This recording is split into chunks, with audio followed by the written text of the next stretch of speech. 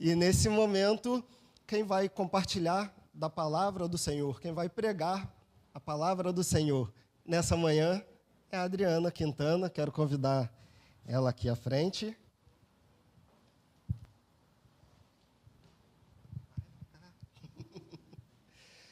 Vamos orar mais uma vez, abençoar a vida da Adriana e que tudo que ela falar seja algo dado pelo Senhor para a edificação das nossas vidas. Senhor, obrigado pela vida da Adriana. Ó Deus, obrigado pela disponibilidade da tua serva em te servir, em colocar os seus dons, os seus talentos, todo o seu conhecimento à disposição do teu reino. Usa, ó Deus, agora a vida dela para falar aos nossos corações, para edificar, para confrontar, para que a tua palavra seja cura, para que seja de transformação para todos nós. Em nome do teu Filho amado Jesus. Amém. Amém. Obrigada. Olá, bom dia. Nossa, é difícil estar aqui agora, então, com esse andarzinho, gente, ficou mais difícil ainda, né? Estava ali respirando, cheguei um pouco atrasada, mas estava aqui respirando e agradecendo ao Senhor essa oportunidade, agradecendo a Deus por Ele confiar em mim para trazer essa palavra para vocês. Agradeço ao Anderson e ao pastor Léo também por confiar em todo o meu trabalho aqui. Então, vamos lá. Vamos falar de santidade hoje nos relacionamentos. Até aqui, eu acho que vocês já entenderam que, para ter santidade, temos que ser separados para Deus. O pastor Anderson e o pastor Léo têm trazido essa palavra para a gente todos os domingos. E, recapitulando um pouco as pregações anteriores, a gente aprendeu aqui que a gente tem que cuidar dos nossos pensamentos, dos nossos sentimentos, das nossas atitudes e das nossas palavras. Tudo a ver com relacionamento, né? Sem isso, a gente não consegue se relacionar. Então, nós estamos aprendendo que a santificação é um processo relativamente simples, mas não é fácil, né? Cadê o Bruce aqui para dizer isso para a gente, como ele diz lá no nosso GP? É um processo relativamente simples, mas não é fácil. É um processo que tem que ser contínuo e constante. Como nós temos falado, passa aí eu tenho que passar? Tá bom, como é que passa aqui? Não, é isso aí, isso. Como nós temos falado, tá. Aí eu vou falando, tá? Tá bom? Obrigada. Como temos falado que é preciso ser, para ter santidade, ninguém verá o Senhor sem santidade. Mas olha como é que começa esse versículo. Esforcem-se para viver em paz com todos e para serem santos. Sem santidade, ninguém verá o Senhor. Então, hoje a gente vai falar dessa primeira parte. Esforçar para viver em paz com todos. E vamos ver aqui que Deus se preocupou com o relacionamento desde a criação.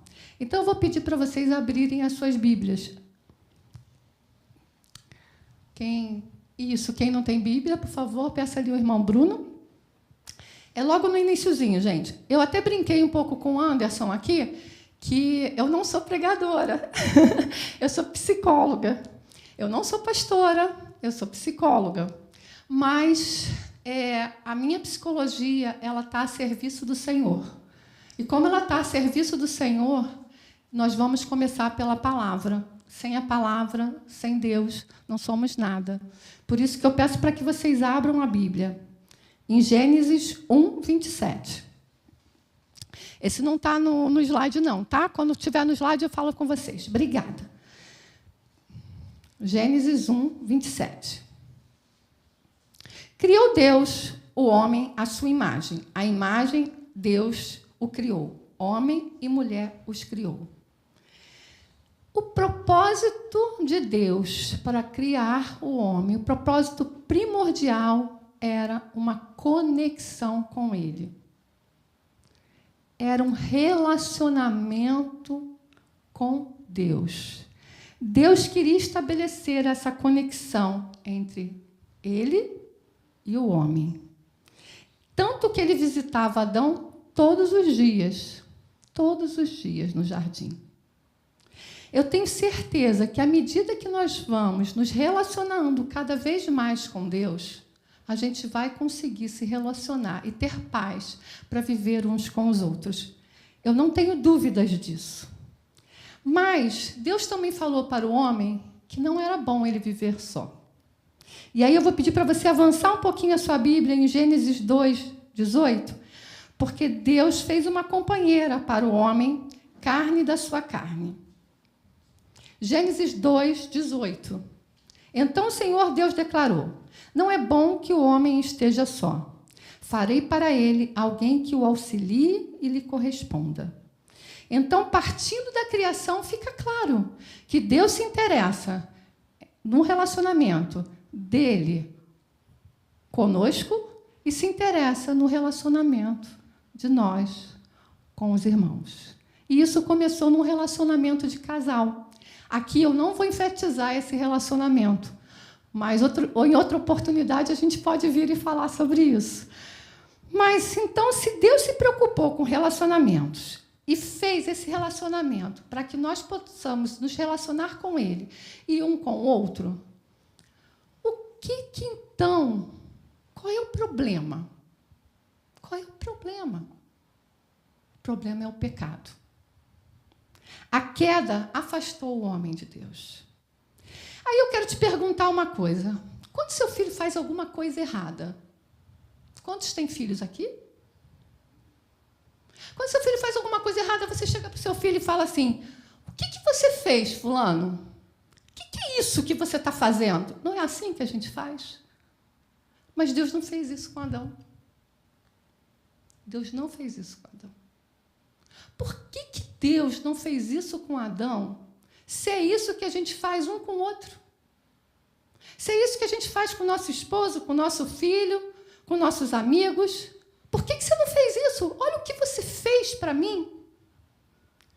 Avance um pouco mais a sua Bíblia em Gênesis 3:9. Mas o Senhor Deus chamou o homem e perguntou: onde está você? Deus não foi acusando Adão. Deus não foi mostrando a ele o que ele estava fazendo de errado, porque Deus já sabia. Deus já sabia. Mas Deus perguntou: aonde você está? Adão, aonde você está? Vocês sabem por quê? Porque a partir do momento que ele pecou, ele rompeu o relacionamento com Deus. E esse relacionamento que ele rompeu fez uma escolha, ele fez uma escolha de viver separado de Deus. Todas as histórias da Bíblia, gente, apontam para relacionamentos. Relacionamentos de pais com filhos, de marido e mulher. Relacionamento de sogra e nora. Relacionamento entre irmãos. Mas todos os relacionamentos apontam para a redenção. Todos os relacionamentos apontam para a reconciliação.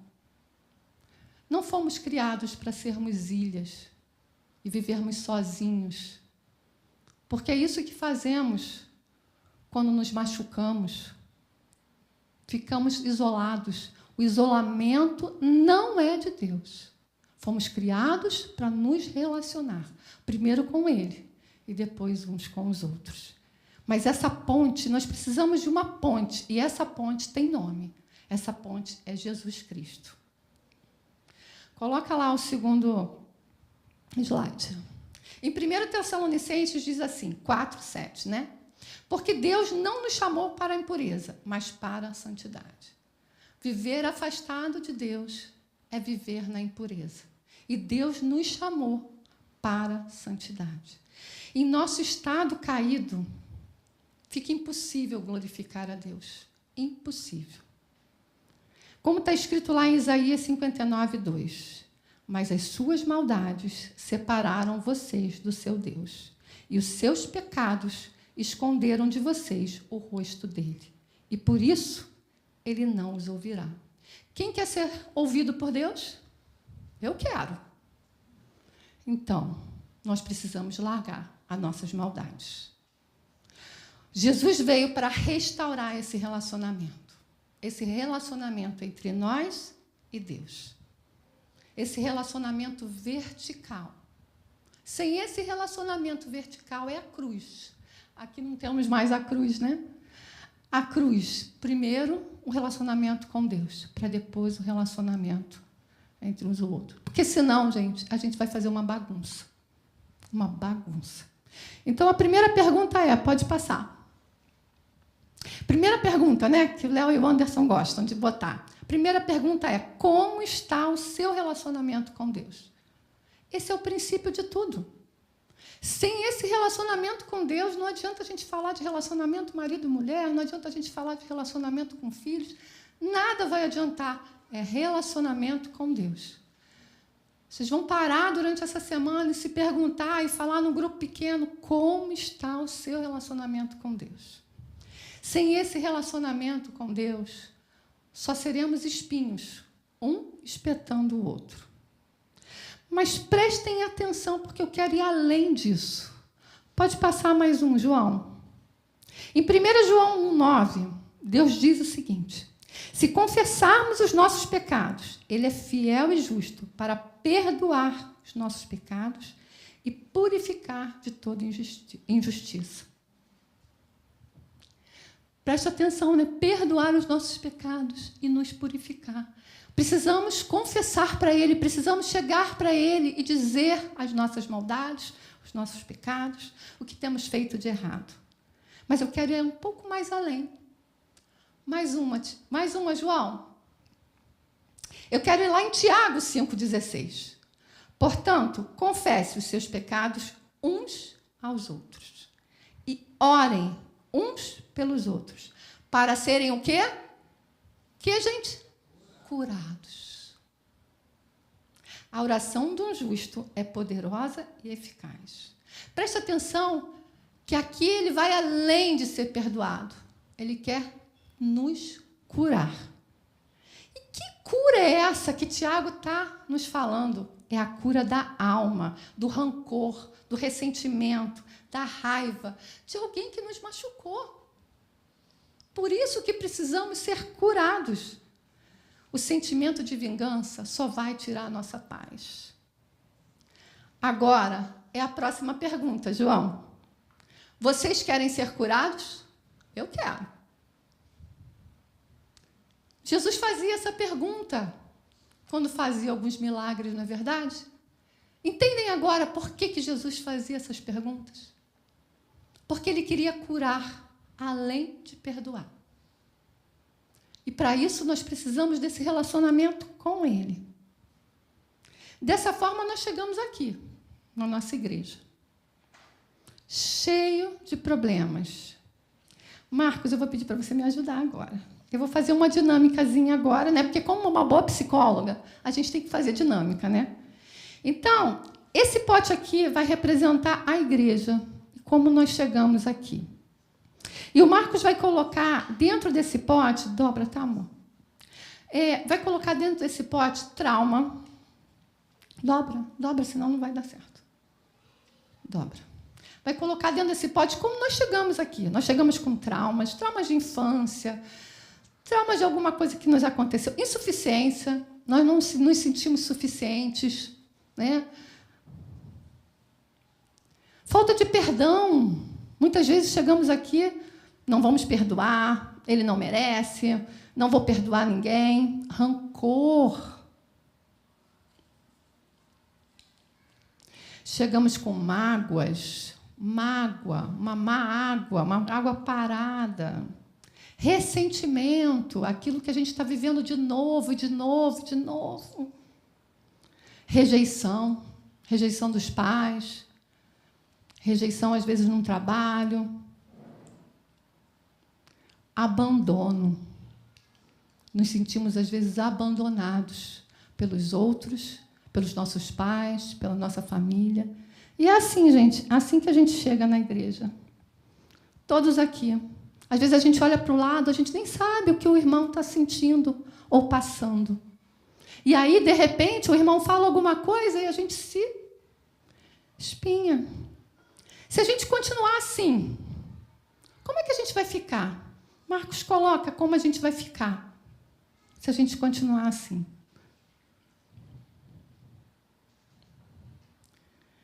Bom, se a gente continuar assim, com as nossas dores, a gente vai ficar assim, ó, sangrando. Só sangrando. Um espetando o outro. Um machucando o outro. É assim que a gente fica. Mas o poder do Espírito Santo, que eu creio, que ao nos comunicarmos, ao falar um para o outro, ao estar num grupo pequeno, por exemplo, possa vir nos curar. Então, Marcos coloca a ação do Espírito Santo para ver como é que vai ficar. Gente, vai dar certo.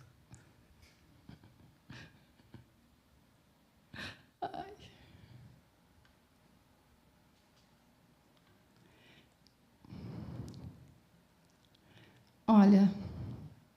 Olha o que a ação do Espírito Santo vai fazendo na nossa vida. Glória a Deus por isso. É isso. Ele quer nos limpar. Está vendo? É isso que Deus quer conosco. Nos limpar. Nos tirar todas as marcas. Ele quer que sejamos curados. Mas você acha que essa cura pode vir aqui, nas celebrações? Às vezes a gente nem tem tempo para falar um com o outro. Por isso que precisamos participar de um grupo pequeno. Aqui nessa igreja nós temos um grupo pequeno, onde as pessoas podem e devem estar juntas, unidas, conversando, edificando, se fortalecendo, falando das suas angústias, falando das suas vitórias. Quantos aqui participam de um grupo pequeno, por favor? Bom número, graças a Deus. Mas ainda há muitas pessoas que não participam. E é no grupo pequeno que a gente vai experimentar esse versículo de Tiago. É no grupo pequeno que a gente vai se fortalecer. Você pode dizer assim, mas eu não tenho tempo, eu não posso. Gente, a Bíblia também fala sobre isso em Eclesiastes. Há tempo para todas as coisas. E precisamos separar um tempo para nos relacionarmos com Ele, com Deus, e nos relacionarmos uns com os outros. Porque nessa relação uns com os outros é que vamos nos edificar.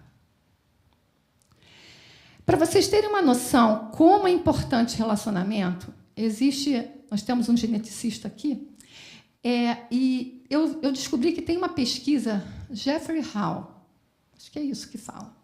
Ele é geneticista e pesquisador. Ele diz que o ser humano precisa, para construir um relacionamento significativo de conversas e conexões, e precisa de pelo menos 60 horas para construir esse relacionamento que traga sentido para a vida. Se nós ficamos no joguinho, como o Tissai falou, se nós ficamos afastados uns dos outros, se ficamos isolados, como vamos construir relacionamentos significativos?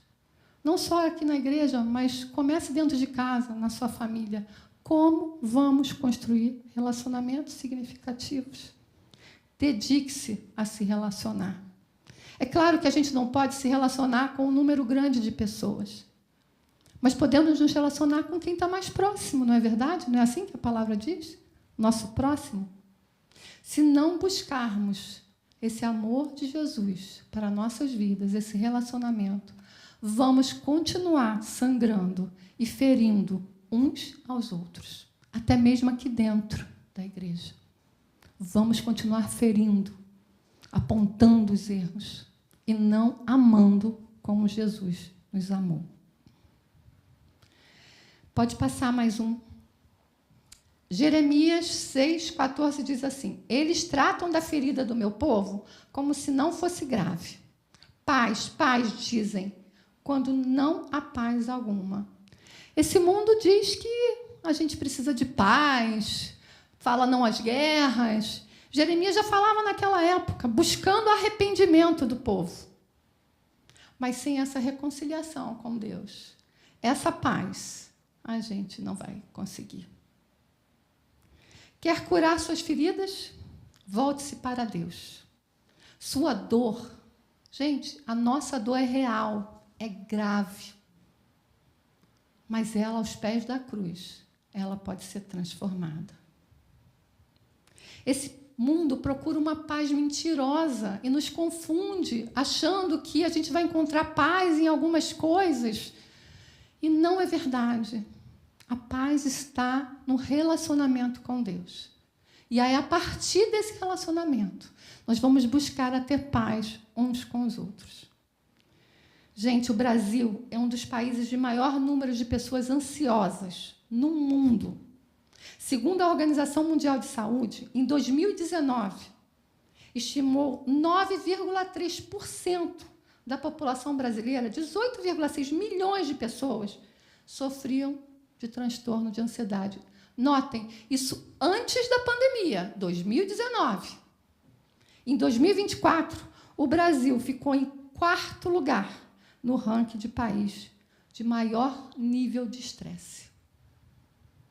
Aonde vamos parar? Gente, eu não estou falando contra a medicação, até porque eu trabalho muito bem com os psiquiatras. Eu gosto muito de trabalhar com eles e eles me auxiliam muito no meu trabalho do consultório. Mas apenas buscar, e eles mesmos hoje já falam, apenas buscar o alívio imediato do remédio não funciona. Não funciona. Precisa de atividade física. Precisa de um relacionamento significativo. Pessoas que se isolam têm mais tendência a ter transtornos mentais. Nossa reconciliação aponta para a cruz. E aí eu trago, pode passar, João, mais uma. Eu vou trazer um psicólogo que eu gosto muito, que é o Viktor Frankl. E ele diz o seguinte: Deus é parceiro de nossos mais íntimos diálogos conosco mesmo. Deus é nosso parceiro, tem que ser nosso parceiro. Tem que ser aquele no momento da angústia. Tem que ser aquele que a gente fala das nossas vitórias também, que compartilha conosco. Para quem não conhece, Viktor Frankl é um psicólogo, sobrevivente de campo de concentração, que fez a logoterapia, uma das tantas abordagens que tem na psicologia. E a abordagem do Viktor Frankl, ela aponta que todo homem, toda mulher precisa de um sentido. Precisa de um sentido de vida. A gente precisa caminhar por um sentido. E ele fala algo muito legal. Pode passar. O ser humano é empurrado pelos seus instintos, mas é puxado pelos seus valores. Quais são os valores que estão nos puxando? Viktor Frankl fala da tríade trágica, que todos nós passamos. O que é a tríade trágica? Todos nós passamos por dor, passamos por morte e por sofrimento. Entendem? Que todos nós vamos ter dor. O Anderson trouxe aqui, né? Nesse mundo teremos aflições, mas tenha bom ânimo. Ele venceu o mundo. Todos nós vamos passar por alguma dor em algum momento. E essa dor vai trazer sofrimento. Em algum momento a gente vai estar encarado com a morte. Morte nossa ou de algum familiar nosso. Ou de alguém muito querido. Então, a tríade trágica, ela faz parte do ser humano. E se ele ficar preso a essa tríade trágica, preso ao sofrimento, preso à dor, não vai levar a lugar nenhum. Mas qual o sentido disso? Então, a pergunta, às vezes, não é por que isso está acontecendo comigo, mas para que Deus permitiu que isso acontecesse comigo. É o sentido para onde está me apontando. Prestem atenção que o versículo que a gente usa no início, que é Hebreus 12, 14, que fala para nos esforçarmos para ter paz e santidade, a gente vai ler agora o versículo seguinte, Hebreus 12, 15. Vocês conseguem ler comigo? Hebreus 12, 15? Vamos lá. 1, 2, 3.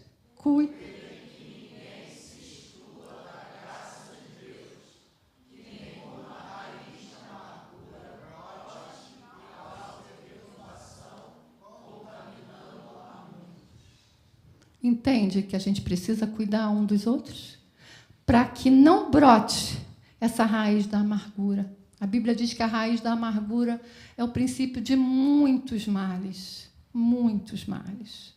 Precisamos cuidar do nosso coração. A gente tem falado isso aqui várias vezes, pastor Léo tem batido nessa tecla. Precisamos dominar o nosso coração e tirar essa raiz da amargura. Conseguimos, às vezes, sozinho? Não. Não. Por isso que, às vezes, a gente paga um psicólogo. Uma vez o Léo me perguntou assim, Adriana, se a igreja fizer a função que ela tem que fazer, que é cuidar um dos outros, e tirar a raiz da amargura, vai acabar a psicologia, né? E o que você vai fazer como profissão? Eu falei, eu não sei, mas Deus sabe. Porque eu sei que Ele vai me direcionar para outras coisas. Deus sabe. Mas se eu estou aqui, se foi essa função que Ele me deu, e é isso que eu faço, cuidar uns dos outros. Enquanto muitos, às vezes, cuidam dos meus. Talvez seja no relacionamento mais íntimo, com o nosso esposo, com a nossa esposa, com nossos filhos, é que perdemos essa capacidade da plenitude de Deus na nossa vida. Temos áreas específicas que precisamos cuidar. Precisamos dessa reconciliação com o Pai. Ele nos procura para o arrependimento. Você sabia que perdão é uma perda grande? Vocês sabiam disso? Perdão é uma perda grande.